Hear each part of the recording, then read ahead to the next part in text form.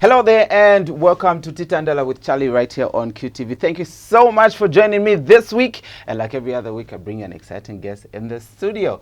So women have been breaking the glass ceiling in Zambia, and one industry that is so predominantly male dominated is actually radio. But today, I'm shining the spotlight on one of your favorite voices on the radio with more than 14 years of radio experience. She's joining me, sharing her triumphs and tribulations and her journey through radio. Ladies and gentlemen, join me in welcoming in studio, Honey. How are you? Hey, Charlie. I'm very well, thanks. Great to have you on the show. It's great to be here. Yeah. It's really exciting to be on TV. Amazing. Yeah. And I was actually telling you earlier on, like, you always interview people. How does it feel to be interviewed today? It feels weird, I have to say. I'm used to being in control. Yeah. I'm used to asking the questions. Right. I'm used to it not being about me. Yeah. Yeah, it's always about someone else. It's all about you today. Yay. Yeah. First of all, why Honey? The name Well, itself. I felt like I needed people to feel a closeness to me. Yeah. You know, when you're listening to radio, you want to feel like you and the DJ or the presenter, you're like this. You know each other, you're friends, so you're comfortable. So it's an endearing term. Yeah. You know, I knew the effect that it would have because, you know, when you say, "Hey, honey," Yeah. there's some intimacy there, you know. And I'm a sweet girl, I think. Absolutely. I should tell you that, and you put that really good. Like, it's amazing when you're on the radio. It's just absolutely amazing. Thank you. And I'm also thinking you also cause a lot of problems in people's relationships because you are saved as honey everywhere. And when somebody called you or texts you, like, have you ever received such a phone call before? Maybe not phone calls, but I've received, like, things happen, like maybe I'm at the mall. Yeah. I remember one time I was in a shop and I was looking at clothes and a guy who was holding his baby recognized me, right? And there was a lady behind him. Yeah. So at first I didn't see the lady behind him and I was minding my business and he's like, "Hey, honey." So I was taken aback. I'm like, "Oh, hi." And immediately then I saw the lady behind him and I saw the look on her face. Uh-huh. So he turned to her and he's like, "Oh, that's Honey from the radio." Yes. Then she was like, "Oh, hi." I can imagine. So yeah, things like that happen a lot. Yeah. Yeah. You got a sweet voice. I should say that on the radio is amazing, absolutely. And just in Thank you. person, it's a pleasure. Thank you. Right. So when did you get into radio? Because obviously people look at you today and what you're doing and they actually forget the fact that you've been in radio for 14 years. Yes. How did you get in there? It'll be 14 years next month in October. Yeah.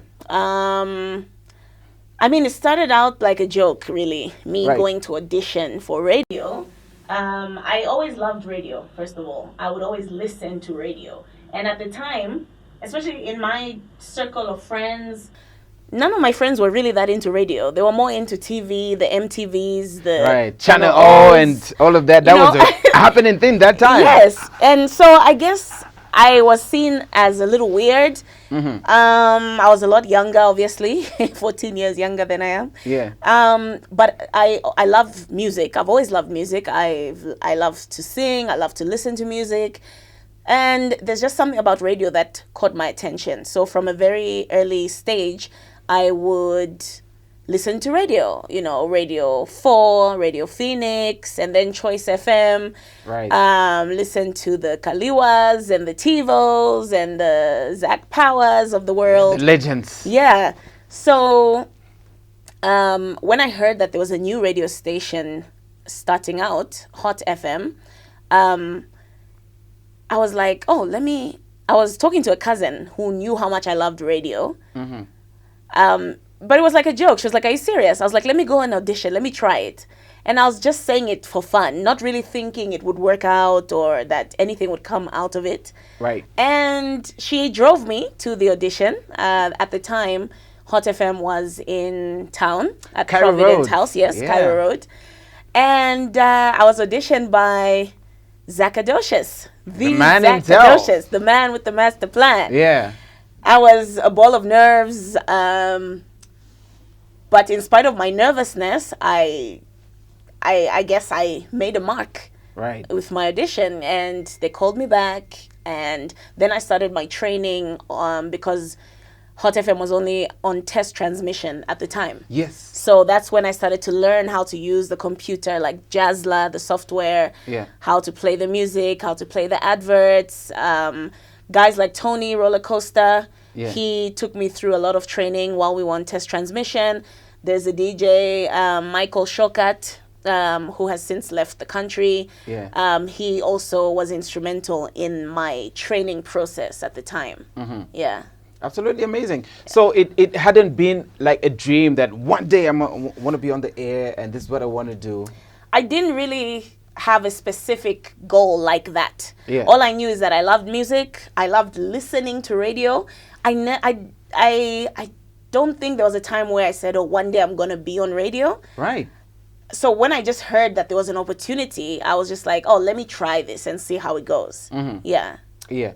And radio is something that's looked at by a lot of people like, when are you going to get a real job? Yeah. Do you think it's like that? Still like that? Do you still get Definitely. that? Definitely. Yeah.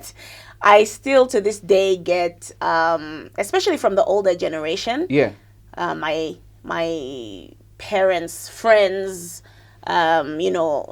aunties and uncles and grandmothers, and like, also, what are you doing now? Oh, you're still doing the radio thing. Yeah, like Oh, that. That's what they call it. Yeah, the radio thing. And But how do we change that then they narrative, take though? it upon themselves to be like, oh, no, I know there's an opening at this bank. I know Yeah. somebody there, so just send me.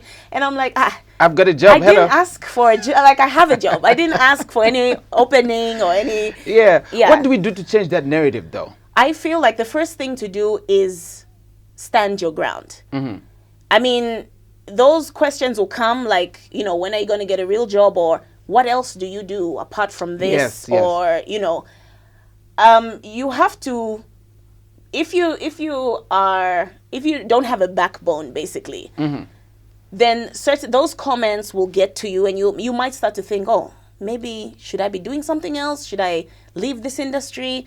But you have to know why you're in it. Right. You have to love it. It has to be a passion, And of course, if it's something you intend to do long term, you need to also ensure that it is bringing you revenue. It's a job. Absolutely, You know yeah. what I mean? Like, if you're doing it long term, Yeah. don't just do it for fun. Get paid to do it also. Yeah. But the passion has to be there first. Yeah. So when you have those naysayers or those questions, you'll be able to stand on your 2 feet and tell them, no, this is what I do. This is what's involved. This is why I love it.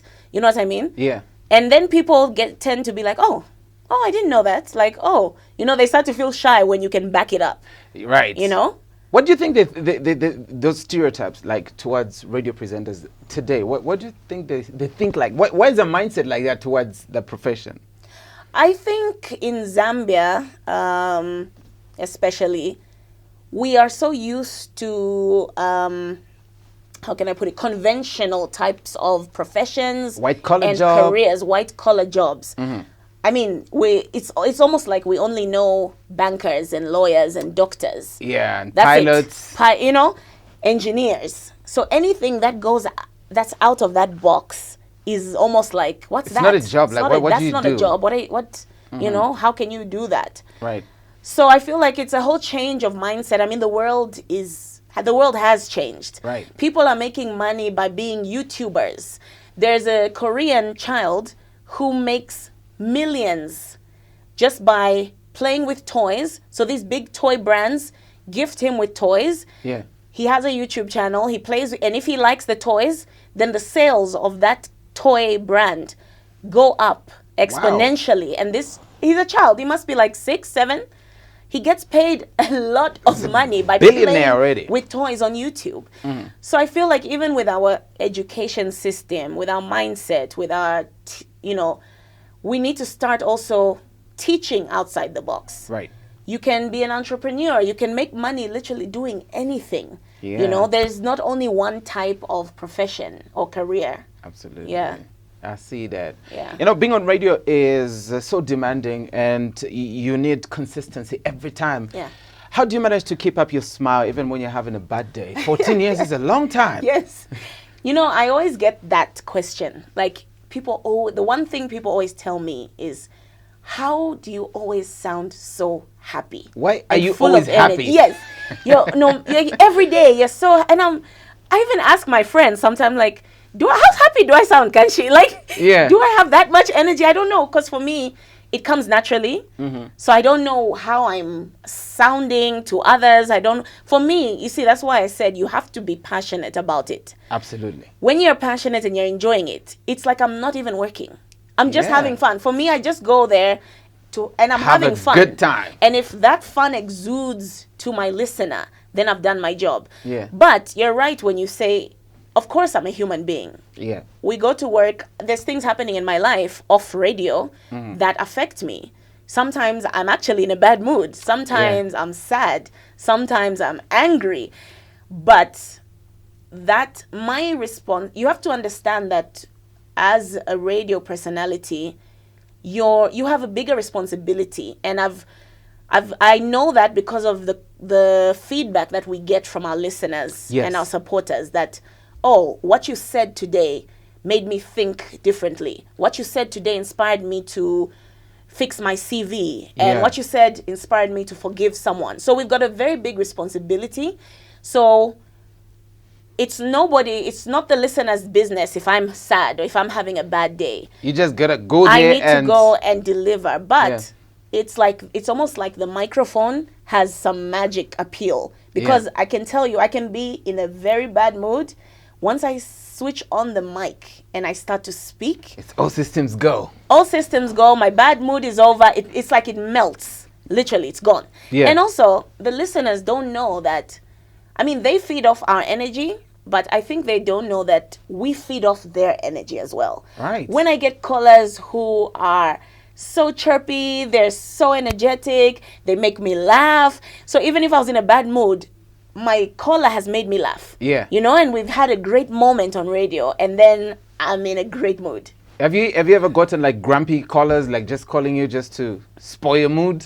Yeah, I mean, those callers, those people exist, and sometimes it's actually understandable. Sometimes a caller might be angry about the price of Millie Meal. Life is hard. There's load shedding. Right. So we understand that people are dealing with real life issues. Absolutely. So not everyone is going to be happy, and you know what I mean? So it's then our responsibility to sympathize with them, but also to hopefully give them a brighter perspective and hopefully make their day in some way. Yes. Yeah. That's amazing. Yeah. I'm speaking with Honey, and we'll be back after this short break. Don't go away.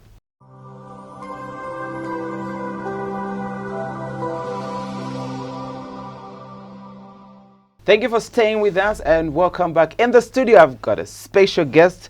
Not only has she stood the test of time, but she's been consistent in her craft, bringing smiles to millions through radio. Honey is joining me in studio right now. So now, a lot of people think that when you are on radio, and exactly that's what you strive for, to always sound perfect, and you guys just pull that off like real good. Are there moments where you have made mistakes on radio and just look back and just say, like, wow?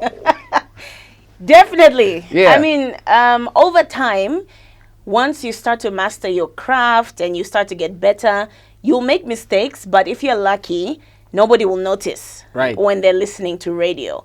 But definitely, for example, my first day on radio, my first day ever, I was doing Saturday breakfast between 6 to 9, and I was so nervous that I couldn't even, my hands were shaking, I was repeating myself, I kept saying this, it was just a nightmare. Where okay, I'm really doing badly at this. It's all downhill. I got to knock off. Yeah, you just want the ground to open up and swallow you. I remember the first time I read the news on radio.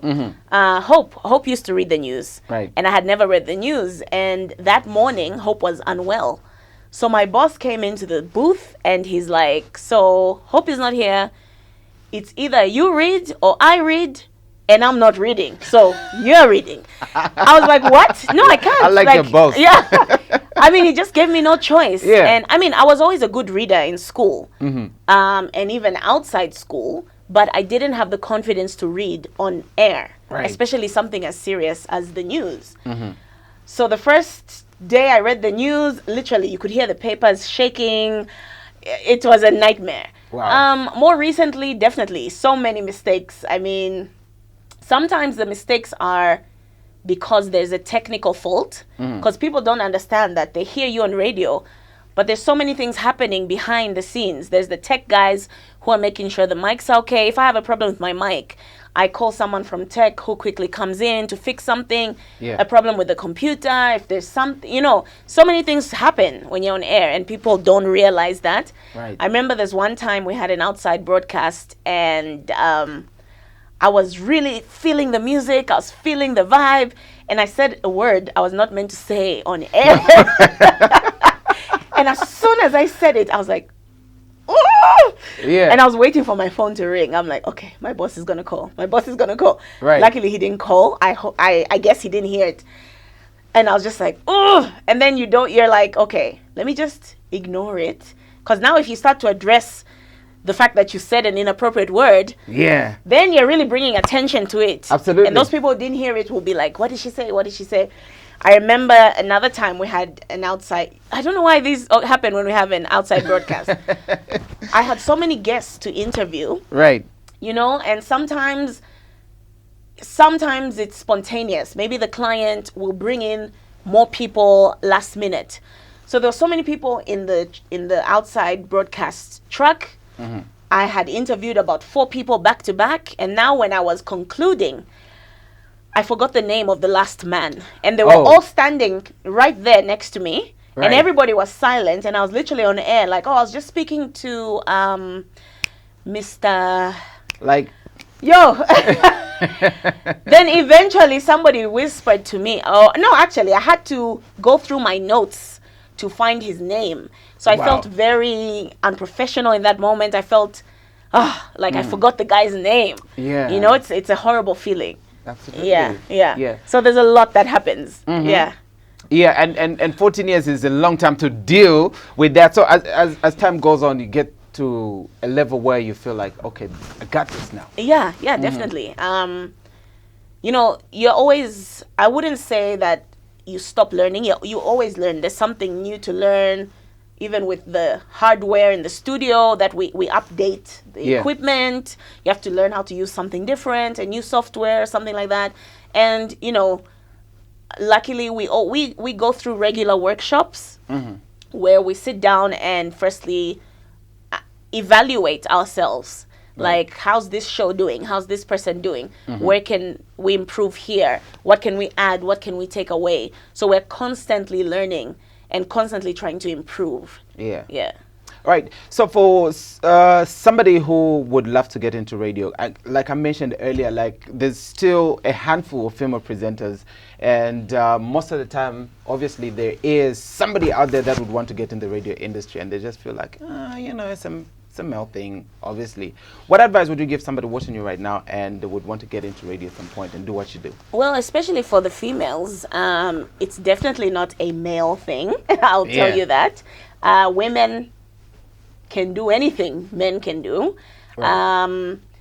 The one thing which I keep reiterating and emphasizing is don't do it because you're bored, or because you want to be famous, you want people to know your name or hear your voice. Do it because you actually love music, you love people, because our work is really about people. Right. It's even, music is one of the tools we use to reach the people and communicate with the people, but it's actually human to human interaction. Yes. You're trying to inspire people, inform people, entertain, educate. It's almost like you're a teacher in a way. Yeah. So if you have love for people, then do it. If you have love for music, do it. If you have a desire to create change in one way or another, then do radio. It's not just about playing a song, and then back announcing, dance, making people dance, and that's it. What impact have you made in the lives of other people? Right. So I would say if you have that kind of passion, then do it, because it's not easy. There are sometimes, like I said, We're human beings. Sometimes I need somebody to make me laugh. Right. Sometimes I need someone to make my day. But it's like, that's my job to do it for the masses. Right. So it takes a lot emotionally also. You have to really dig deep. A good show doesn't just come by fluke. You know, it takes real emotion and passion and, you know, thought that goes into it to actually deliver a good show. It's Right. almost like a performance, Yeah. you know. So if you have that passion, go for it. I feel there's many challenges in this industry, a lot of frustrations. Like we were talking about, there are still a lot of people who undervalue what we do Right. in this industry, and that also can translate to monetary terms as well. So if you do it and you expect to be famous and rich overnight, that's not going to happen. So Right. it takes consistency, it takes hard work, it takes dedication, and then you'll feel fulfilled. Yeah. Yeah. Outside radio, Yeah. what kind of person are you? Outside radio, I always, well, actually, my close friends and family always tell me that you would never know. How do I put it? Like, I'm a very reserved person, actually. Is it? Yeah. Hard to believe as it is. I know, hard to believe, but I'm a very reserved person. I'm a bit of a loner Yeah. in that I'm the kind of person who, you know, there are people who cannot be alone. Right. You need your squad. You're going to the cinema. It's 10 of you. You're going for lunch. You're going. I'm a person who I can do things on my own. I can travel by myself. I can go shopping by myself. I can take myself for lunch, sit in Wow. a restaurant by myself, enjoy my own company. I can go to the cinema by myself. I'm that kind of person. You know, I don't always need to be around people. Yeah. And so I find that, especially with the kind of career I have, which is centered on people, especially when I just get off air, Yeah. I love to take that time to just zone out your own, and be like by just- myself, sit in the office alone, take a walk, you know. I'm not really, I don't consider myself a celebrity. I just enjoy what I do. But you are. I don't know about that, but It comes with it. it comes with it, I Yeah. guess. So I struggle sometimes. I mean, I still get shocked Yeah. when people recognize me outside. Yeah. You know, on the streets. It's like you're both surprised at the same time, like, oh, okay. Yeah. Yeah. All right. And Wanna take I almost want to photos. ask, like, wait, how do you know me? Then I'm like, oh, right. Okay. It's like I forget. Yeah. You know, because for me, I don't do it for those reasons. I do it for my own passion. Yeah. You know? So people might be surprised to know that I'm quite a reserved person. Yeah. Yeah. I see. I'm quite surprised as well. And one thing that also might surprise people is that you sing too. Yeah. Yeah. For most people have heard you sing on a song and never actually recognize, like, okay, that's how they can relate the two. What are some of the songs that you've done? You tell me. Obviously, the Jonto one I remember. Yeah, Beautiful that's the song I guess people always refer to. Yeah. I've done a few like hooks or choruses for some people. Yeah. But the most prominent song that people would remember is the collaboration with Jonto, Yeah. which was many, many years ago. Yeah, absolutely. Yeah, but I love that song to this day, you know. Is it? Yeah, I enjoy listening to it from time to time. You still sing though? People always ask me that, and my response is that yes, I sing every day. I sing in my car, in my house. I sing at work. Because now you're able to actually watch our shows Yeah. through Mingletainment. If you watch me doing my show, I'm always singing. If you follow me on social media, on my Facebook, my Instagram, my Yeah, Twitter, you're such a vibe on like air. I just enjoy myself. You know, Yeah. I love music. I love to sing, so I sing every day. Yeah. Yeah. What's your typical day like when you're off radio? Usually I get Fridays off, unless I have to fill in for someone. Right. But so basically my weekends I'm not on radio. Yeah. Typical day, is wake up a bit later than I have to. Yeah. I enjoy You that. love your bed. That time to stay in bed and catch up on series. I'm big on series. What series are you watching right now? Wow, so many. Suits. I watch Suits. Yes. I Suits is watch. amazing. My guilty pleasure is Ratchet TV. Uh-huh. So I'm into all these housewives of Atlanta, Love and Hip Hop, Yeah. New York, Hollywood. That's my guilty pleasure. But I'm into Grey's Anatomy. I'm into Suits. I'm into Blackish. I'm into Queen Sugar. I'm into a whole lot. Yeah. Yeah. I enjoy my series. Absolutely. So yeah, my typical day off radio, I wake up a bit later. I enjoy my coffee every day, actually, every morning. I enjoy a good cup of coffee. Maybe I'll go to the car, just running errands, that I don't get a chance to do during the week. Yeah. Get the car washed. I've got a dog. His name is Leo. Hi, Leo. Leo. So maybe I'll take Leo to the vet, get him washed, just do some errands, basically. Yeah. Absolutely amazing. Yeah. Honey, we could go on and on and on. We Yes. never stop talking, Yeah. but thank you so much for coming on the show. It's and been great. Keep shining. Thank you so much. All right. You're watching Titandala with Charlie, and I was talking to Honey. I'll be back with more just after this short break. Don't go away.